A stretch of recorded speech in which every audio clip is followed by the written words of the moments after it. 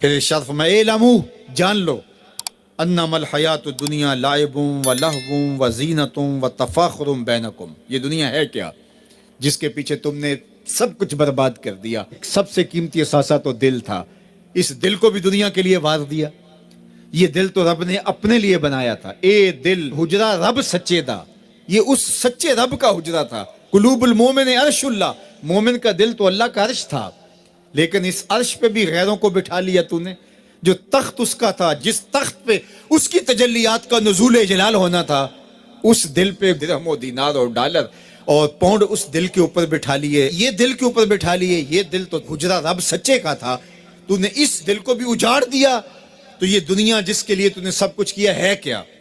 اعلموا، جانو، انما الحیات الدنیا لعب و لہو و زینت و تفاخر بینکم، یہ دنیا کھیل کود ہے، آرائش ہے، اور ایک دوسرے کے اوپر تفاخر کرنا ہے۔ وتکاثر فی الاموال والاولاد، فخر جتلانا، میرے بیٹے اتنے ہیں، ماشاءاللہ بڑے بڑے افسر لگے ہوئے ہیں، میرے پاس دولت اتنی ہے، میرے اتنے بنگلے ہیں، اتنا بینک بیلنس ہے، اتنے مربے، اتنی جائیدادیں۔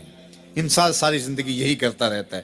وما الحیات الدنیا الا متاع الغرور، اور جو دنیا کا ساز و سامان ہے سوائے دھوکے کے سامان کے اور کچھ نہیں ہے۔ دنیا کے لیے تو دوڑ لگاتے ہو، باہمی رقابت بھی ہوتی ہے، ایک دوسرے سے آگے بڑھنے کی کوشش بھی ہوتی ہے۔ اللہ فرماتا ہے آؤ مسابقت کرو، آگے بڑھنے کی کوشش کرو، الی مغفرتن، مغفرت کی طرف، من ربکم، جو تمہارے رب کی طرف ہے، وجنتن ارضھا کارض السماء والارض، اس جنت کی طرف آگے بڑھنے کی کوشش کرو جس کی چوڑائی زمین و آسمانوں کے برابر ہے۔ زمین و آسمانوں کو پھیلا دیا جائے تو یہ جنت کی چوڑائی بنتی ہے، جس کی چوڑائی اتنی ہے اس کی لمبائی کتنی ہوگی۔ تو فرمایا اس دنیا کے لیے تو بھاگتے ہو جو ختم ہو جانے والی ہے، آؤ بھاگو اس جنت کی طرف جس کی چوڑائی زمین و آسمان کے برابر ہے۔ اعدت للذین آمنوا باللہ ورسولہ، یہ اہل ایمان کے لیے تیار کی جا چکی، وہ موتیوں کا محل، وہ یاقوت کا محل، وہ زبرجد کا محل، وہ خالص مشک کا محل جو تمہارے لیے بنایا ہوا ہے، تم نے جانا ہے، اور تمہیں دروازہ کھولنے کی بھی ضرورت نہیں ہے، منتظر دربان کھڑے ہیں جو تمہارے لیے دروازہ کھول کے تمہیں مرحبا کہیں گے اور سلامتی تمہارے اوپر پیش کریں گے، وہ تمہارے لیے تیار کر چکا ہے۔ اصل تو زندگی وہ زندگی ہے، لیکن تم کس دنیا کے پیچھے بھاگ رہے ہو؟ اللہ فرماتا وہ وقت کب آئے گا جب قرآن تمہاری زندگی میں اتر آئے گا، وہ وقت کب آئے گا جب اللہ کا ذکر تمہاری زندگی میں اتر آئے گا۔ زندگی تو جا رہی ہے، جوانی آئی، بڑھاپا آیا، لیل و نہار نے وقت بدلے، چرخ نے اپنے تیور تبدیل کیے، حکومتیں تبدیل ہوئی، زمانے تبدیل ہوئے، تو جہاں کھڑا تھا وہیں کھڑا رہا۔ 40 سال عمر عزیزت گزشت، مزاج تو از حال طفلی نہ گشت۔ سادی کہتے ہیں 40 سال عمر گئے لیکن تیرا بچپنا نہیں گیا، اور رومی کہتے ہیں داڑھی تیرے بعد آئی اور سفید ہو گئی اور تو کالے کا کالا ہی رہا۔ تیرے اندر نور نہیں آیا، تیرے اندر روشنی نہیں آئی، یہ تیرے بعد آئی اور پھر سفید بھی ہو گئی، لیکن تو ابھی تک کالے کا کالا ہے۔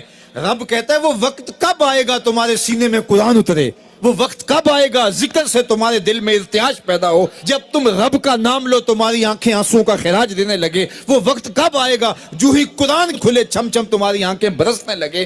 الم یعنی للذین آمنوا، وہ وقت کب آئے گا اہل ایمان کے لیے، ان تخشع قلوبہم لذکر اللہ وما نزل من الحق۔ اللہ اکبر، اللہ ہمیں وہ آج دن نصیب کر دے کہ قرآن سے یوں جڑ جائیں کہ قرآن کو پڑھیں، قرآن کے حرفوں سے نور پھوٹتا ہوا، درد پھوٹتا ہوا ہماری روحوں میں اترنے لگے، ہمارے قلوب میں اترنے لگے، اور ہماری آنکھیں آنسوں کا خراج دینے لگے۔ اب میں اور آپ دیکھیں ہماری زندگی قرآن کے ساتھ، اللہ کے ذکر کے ساتھ، اس کی یاد کے ساتھ کہاں تک جڑی ہوئی ہے۔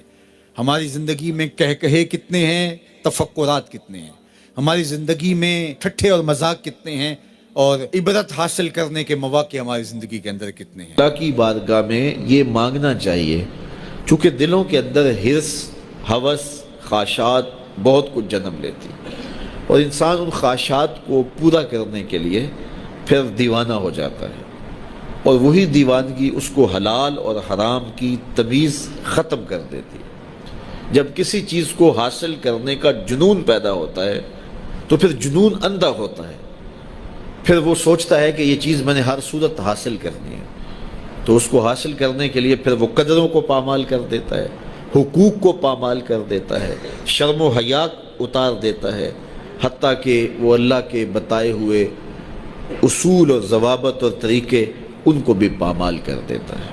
کسی کا خون نچوڑنا پڑے، کسی کا حق غصب کرنا پڑے، کسی کا مال لوٹنا پڑے، وہ اپنے ہدف تک ہر صورت پہنچنا چاہتا ہے کہ یہ میرا ہدف ہے، میرے پاس اتنی جائیداد ہونی چاہیے، مجھے یہ حاصل کرنا ہے اور ہر صورت حاصل کرنا ہے۔ تو اگر یہ ہرس ہی مٹ جائے، یہ ہوس ہی کم ہو جائے، تو پھر انسان کی زندگی سوکھی ہو جائے گی، وہ جہاں ہوگا وہاں مطمئن ہوگا۔ تو اللہ کی بارگاہ میں یہ دعا مانگنی چاہیے کہ مالک میری آرزویں کم ہو جائیں، اور میری ایسی آرزو میرے سینے میں پنپنے نہ پائے جس آرزو سے تو نے منع کیا ہوا ہے۔ آرزویں بڑھتی رہتی ہیں، ایک آرزو پوری ہوتی ہے تو اس کے ساتھ دوسری آرزو کھڑی ہوتی ہے، وہ پوری ہوتی ہے تو تیسری آرزو کھڑی ہوتی ہے، وہ پوری ہوتی ہے تو چوتھی آرزو کھڑی ہوتی ہے۔ تو بندہ سفر کرتا ہے، یہ پوری کر لوں، یہ پوری کر لوں، یہ پوری کر لوں، لیکن آگے پھر آرزویں کھڑی ہوتی ہیں۔ تو پھر کہیں اس کو جو ہے وہ فل سٹاپ تو لگانا پڑے گا کہ اس سے آگے نہیں ہے۔ تو جب وہ فل سٹاپ لگا لے گا تو پھر اس کی زندگی سوکھی ہوگی۔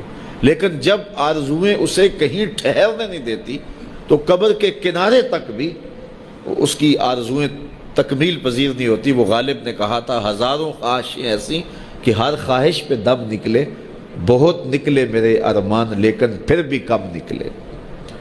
تو جتنے بھی دنیا کے اوپر لوگ اپنی زندگی کے مقصد کو فراموش کر دیتے ہیں، وہ آرزوؤں کا شکار ہو جاتے ہیں، اہوا کا شکار ہو جاتے ہیں، خواہشات کے اسیر اور قیدی ہو جاتے ہیں۔ لیکن خواہشات بڑھتی چلی جاتی ہیں اور انسان کی کبھی بھی تکمیل نہیں ہوتی۔ حضور نے فرمایا ابن آدم کو اگر ایک وادی سونے کی دے دی جائے تو وہ دوسری وادی کی آرزو کرے۔ آج تک کسی کو اتنا سونا ملا تو نہیں ہے، لیکن فرض کرو کسی کے پاس اتنا سونا بھی ہو تو اسے تو پھر خوش ہو جانا چاہیے۔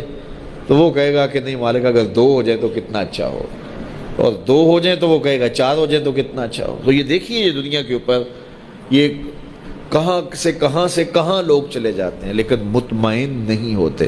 تو کسی جگہ پہ ان کو فل سٹاپ لگانا پڑے گا، تو اگر نہیں لگائیں گے تو وہ خواہشات ان کو آگے لے جاتی جائیں گی۔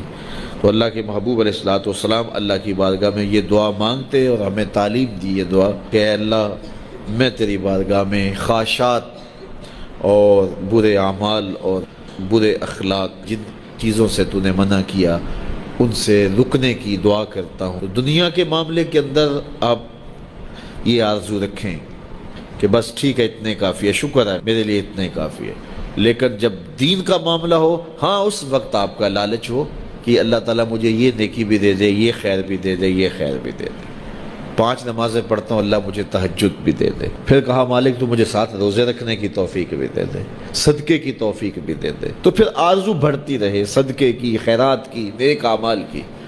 لیکن یہاں ہم جب اعمال خیر کی بات آتی ہے تو اس وقت ہمارا رویہ یہ ہوتا ہے کہ اگر فلاں بخشا گیا تو ہم بھی بخشے جائیں گے، فلاں تو نماز بھی نہیں پڑھتا میں تو پھر 5 پڑھتا ہوں۔ اور جب دنیا کا معاملہ آتا ہے تو پھر ہم اپنے جو ہے وہ آگے دیکھتے ہیں کہ فلاں کہاں پہنچ گئے، ہم کتنے پیچھے رہ گئے۔